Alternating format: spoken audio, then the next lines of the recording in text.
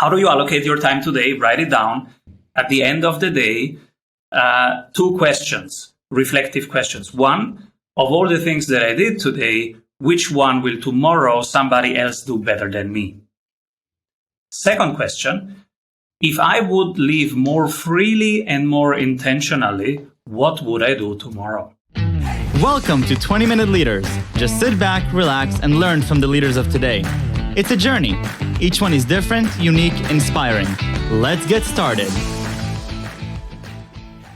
This episode is powered by J Ventures, a community-driven VC fund in Silicon Valley, in partnership with Lomitech, and sponsored by Homeward Ventures, Hippo Insurance, Upwest, Hillel at Stanford, Leap, and Birthright Excel, and in media partnership with CTech.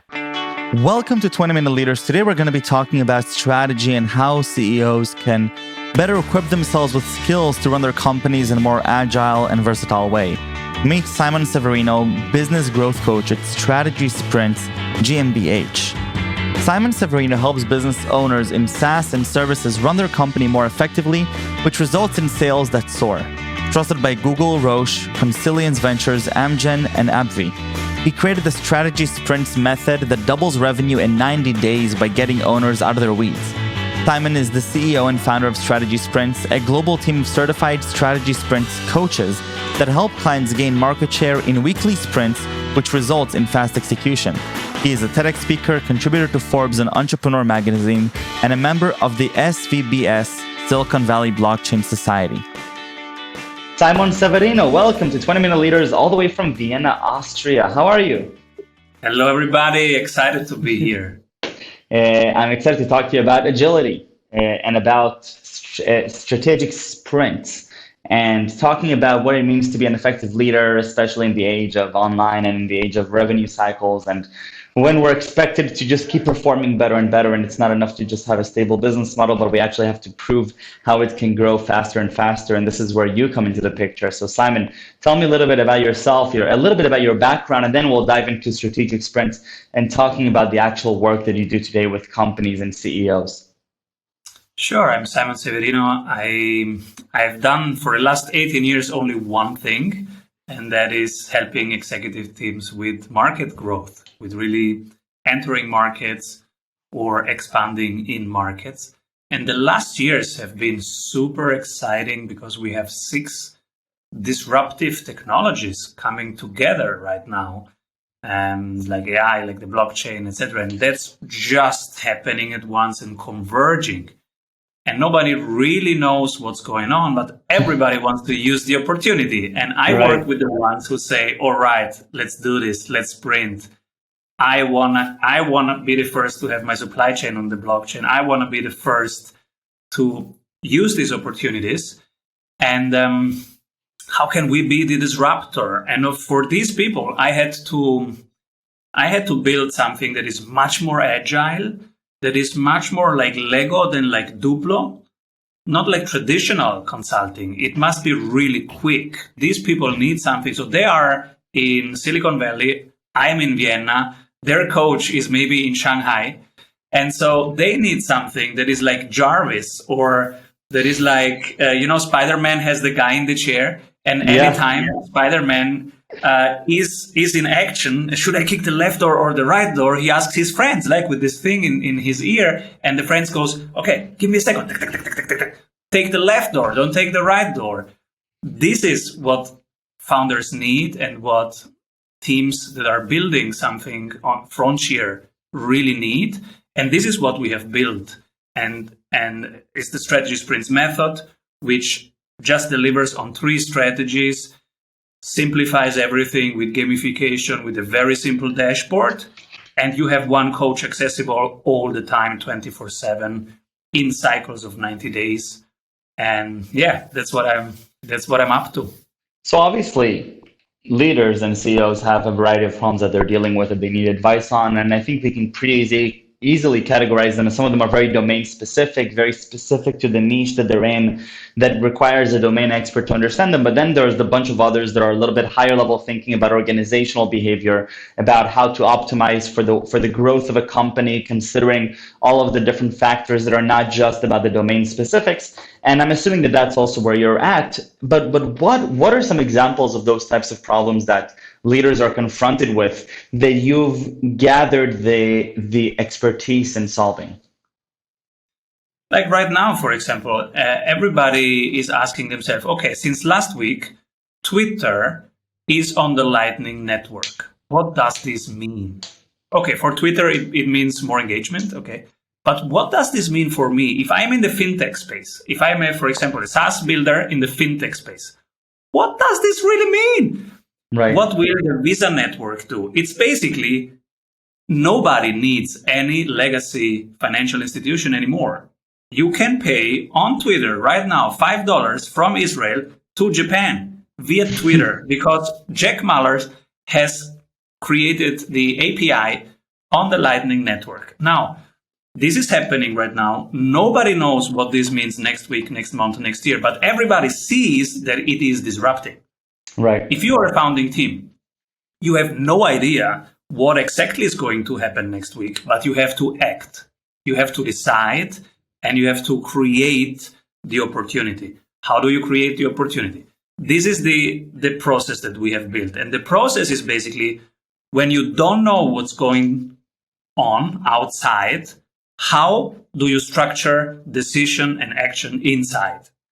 That's the strategy sprints method. It's the only thing you can really rely on. You can build strategies, but everything changes. So you need a process that deals with uncertainty.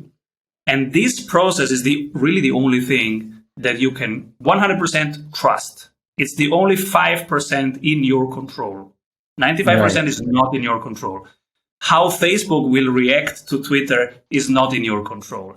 How the markets will react is not in your control. 5% is in your control. And these are the 3 habits that we have distilled and operationalized. How do you allocate your time today? Write it down. At the end of the day, 2 questions, reflective questions. 1, of all the things that I did today, which one will tomorrow somebody else do better than me? Second question, if I would live more freely and more intentionally, what would I do tomorrow? The 1 is the question that helps you delegate and identify what to systemize, automate, outsource, delegate. The other is the question, and that's important if you want to scale a business, and growth doesn't work without scaling. And then the second question is helps you to think bigger again, because you are so into the day-to-day that you just improve current stuff. But this question, for example, reminded me, I want to write a book. I said, I have to make space for that. And so this is the daily habit. So whatever happens outside, this is always in your control. How you allocate your time and how you decide to allocate time tomorrow. Learning from today. Weekly habit, get your numbers every 7 days reported. Marketing numbers, sales numbers, operations numbers. Typical examples of a SaaS company that creates these dashboards with our sprint coaches, marketing numbers. How many people were on our website today? How long was their interaction with clicking and watching and doing stuff on the website? How many of them clicked more or opted in? Then on the sales side, how many people landed on our calendar for a demo? How many did we convert? Or how many did jumped on a 7 days free trial? Right. And then in the retainment space, in the fulfillment space, how many of the free trial became a client, for example? What was the churn rate of current client cohort churn? Is it 3%? Is it 5%? It's a huge difference. And you want to see the weak signals. So you get these 3 numbers. The whole team is oriented towards one thing. And that's a huge difference. Now it doesn't feel like work. Now it feels like friends playing basket. They all have one goal. It's the one dashboard with 3 numbers.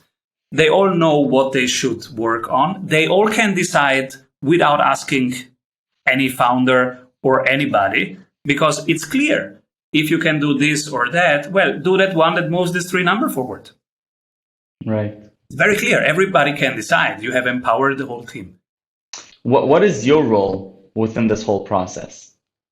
So the sprint coach is like a CrossFit coach or a triathlon coach. we say, okay, we help you implement the 3 habits, the 3 strategies, the 3 number. Weekly, we have a 1 hour where you show us the report, and we have created a space, a project management space, where they see their progress all the time and they can tag the coach all the time. So the role of the coach is really to be this guy in the chair for Spider-Man. They are in action. They are doing stuff every day, trying 2 different landing pages and doing an A/B test, changing the subject line on an email. Right. And all the time, they are uploading the results, the numbers, and say, oh, this subject line brought 7% more clicks than that subject line. And the sprint coach is there with them on the sideline.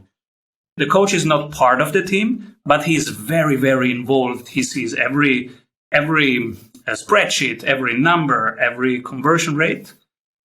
And that's what you need as a high-performing team. You want a corner man, right? Somebody in your corner going through that with you, that you can quickly ask, hey, should I do this or that? Hey, check this out. And you don't have time to read 3 books. You want somebody who has read these 3 books and says, these are the 3 questions that you need to answer. Now go and create a prototype and test it. Is there an advantage of having this coach be an external part of the team rather than a part of the team? Is there an advantage to that, or is that just the circumstance that allows you to operate at a greater scale? I think it's important that the coach feels like part of the team, and it's also important that he's not. Why? Because you get blind spots in decision making, and you get groupthink. So the coach identifies groupthink, and he is paid to say the uncomfortable stuff. For example, nobody can say to the founder, hey, you should stop doing podcasts. Right now is not the time to do podcasts.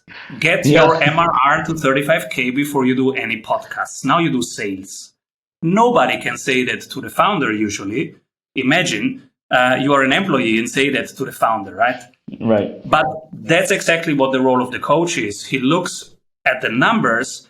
He is less attached to the story, to the narratives of the team, and more to the progress, to the numerical progress of the team. So he sees the number. He says, hey, MRR is at 7K. We need to get that up to 35K, and Clubhouse is not going to do that. Right. So stop Clubhouse, come into the sales meeting. Let's work on the numbers. Let's work on the pitch deck. Let's work on your technique. Let's record how you interact on conferences and what to improve. Do you find that you have resistance in these types of things, or do you have to do a lot of explaining as you're providing these advices? Because obviously, the sometimes you're going to provide a contrarian advice that asks or suggests to the founder to do something that is different than what they think they need to be doing, and then there is sort of this weird situation, right? All the time. So we just had one client, Anthony Iannarino, who is amazing. He's one of the best B2B sales trainers on this planet. His book, The Lost Art of Closing, is one of the best sales book ever. And he was in a sprint, and he said, Simon, because every 30 days I review with the clients, hey, how is it going? How is it with your sprint coach, etc.? How is your progress? Yeah. And he says, Simon, I hate every single assignment that the coach gives me. And I go like, do I really need to do this, Simon? I don't have half an hour to do another avatar refinement exercise, or, I don't have a half an hour to write down the vision. Come on. Everybody knows the vision. I don't want to write it down. And then I did do the exercise. And afterwards, I didn't want to stop writing that vision. I had 6 pages of the vision, and it was so liberating and so important. And I shared the vision with everybody in the team. So there is always a little bit of resistance. A good coaching is always understanding where the athlete or the coach is, the founder is, pushing them outside of comfort zone and in the learning zone, not into the panic zone, but into the learning zone. Yeah. So you have to push a little bit, not too much. But this push every week is exactly what helps them scale.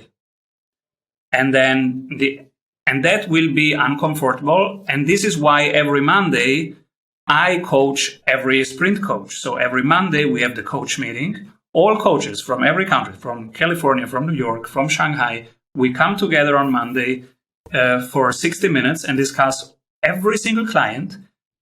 And basically, it's a jiu-jitsu about exactly this push and pull. How much can you push? How much can you pull? Which client is not doing the exercises? Which client is not growing in revenue? All right, let's go there. Let's go deep. Let's help the coach jiu-jitsu themselves out of this situation and get into the right dynamic again. And helping find the obstacles, inner obstacles, outer obstacles. Maybe they need a template. Maybe they need a different wording when you give them this assignment. So let's refine that. And this is something that I do every Monday with my coaches. And that's the main work, really understanding where they are. It's like when you're coaching an athlete, right? Okay, he did the bench press, went down 2 kilograms. Why? Let's find out. Right. Is it sleep?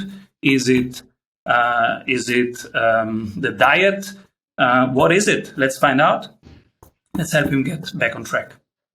So, right now we're talking about it's all about optimizations, right? And about a continuous improvement, agility. Sometimes leaders don't want to optimize for the quantitative numbers like revenues and sales. Sometimes they want to optimize for their company culture or for better hiring or for a refinement of vision. How do you then interact in that situation when a founder may tell you, listen, but we actually need to do some internal work, and right now our focus is not necessarily on these things that we thought they are? We always do a bottleneck analysis. So there is no optimization of anything without knowing that this is the bottleneck. Right. So every week there is a bottleneck analysis. And if the bottleneck analysis is, hey, your team meetings suck, then for that week, we will work on improving the meetings, the cadence, the flow, the agenda, the preparation, the reports, how you start a meeting, right? Most people just don't have a good flow and a good cadence of meetings. And this is, for example, a culture moment. Or we will identify that people don't believe in the vision or don't know the vision. Well, then vision is the bottleneck. Right. And so every week there will be this analysis together. We'll say, okay, this is the bottleneck. Let's solve this week. On Friday, we measure, we learn from it. If it's solved, next week we solve the next bottleneck, and then it might be marketing. Right. I think that makes a lot of sense. And I want to understand you a little bit better and go back in time. So you've been working on this for the past 18 years, you've mentioned. If you go back to your childhood, middle school, elementary school, what really are you curious about? Where's your fascination? I was curious about so many things, basically about everything. Nature did fascinate me. Every single animal, every single plant, I could watch it for hours. I would watch the stars in Italy. I would watch the stars in the night. I would lie on my terrazza and watch the stars for hours. And I was in awe, like, how can this be? This is amazing. Who is engineering this? Wow. Incredible. And the entrance to strategy sprints and the decision to work with multiple founders, multiple leaders, how did that come about? Well, it's funny. I studied philosophy, and after studying philosophy, I was broke. And so I had to find a job, and I stumbled into my first jobs. 10 years later, I find myself being in a global consultancy and liking that a lot, and flying to Paris, to New York, to Beijing, and having a ton of fun with really cool, big problems to solve. Like, how do you enter this market with that product? And I was like, yeah, because it was both about people, because people need to execute it, but it was also numeric. And that was and technical. So I liked this combination, the art and the science of consulting and of really moving teams forward in terms of market shares. This did excite me a lot, and I did this for 18 years in a row. Wow. Now, if you had to look at where you draw the inspiration today for your work, whether it be the large or small inspiration in the day-to-day, where does inspiration lie? Yeah, that's funny. I have three things that inspire me a lot. So every day I think, what would the best CEO on the planet do? What would the best athlete on the planet do? What would the best father on this planet do? Because these are my three main roles: father, CEO, athlete. And so I have three inspirations for that, and heroes, if you want. So when I ask myself, what would the best father do? My inspiration is Keith Johnston, who invented improv theater. This playing with the moment, reacting right now. That's my inspiration. How can I react to the moment right now? Work with what is here right now, whatever it is. Then when I ask myself, what would the best CEO do? I have the picture of Sadhguru, who is a very atypical CEO. He is a yogi in India, but he has a global community of volunteers. And I don't know how many millions, I think 20 million people working every day with no paycheck, with no contract. They are just in love with the mission, and they move the mission forward and make it a reality. And he's telling jokes all the time and in front of cameras all the time. He doesn't say anybody, do this, do that. And it's a wonderful example of a CEO, and that's my inspiration. When I think, how do I do this? I think, what would Sadhguru do? I love it. And then the third one, the athlete. When I think, what would the best athlete do? I think of Ben Bergeron, who is a CrossFit coach of the, you know him, yeah? He's coaching the fittest people on this planet. And he does exactly what we do as a sprint coach. He's reading all the books, and he's always frontier, but he's also training with them, beside them, and living it with them. And so that's why he's not part of the team. He will never be the fittest person on the planet, but he is the best guy in the chair for the fittest person on the planet. And he does in sports what we do with business teams, and that's why he's my inspiration. I love it. And if you had to choose 2 or 3 words that you would use to describe yourself, and I think I know what they are, but what would they be? Myself. Yeah.